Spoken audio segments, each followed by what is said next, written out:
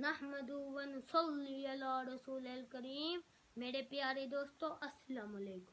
میرا آج کا موضوع ہے میرا حسین۔ جائے ملوکیت کو خیالی بنا لیا، پھل لگ سکے نہ جس پہ وہ ڈالی بنا دیا۔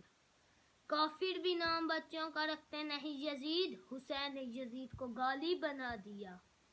میرے سننے والوں، اللہ پاک قرآن میں ارشاد فرماتا ہے کہ اس قرآن کو میں نے نازل کیا ہے اور میں ہی اس کی حفاظت کروں گا۔ تو سوال یہ پیدا ہوتا کہ کیا کبھی کسی نے قرآن پہ حملہ کیا؟ تاریخ میں صرف ایک دفعہ یزید نے قرآن پہ حملہ کیا، تو جو وارث قرآن تھا اس نے اپنا سر قربان کر دیا اور کٹے ہوئے سر سے قرآن پڑھنا شروع کر دیا۔ اس لیے تو ایک شاعر نے کہا، سرنے میں سر جھکا ہوا نیزے پہ سر بلند، اقرار بھی عجیب تھا انکار بھی عجیب۔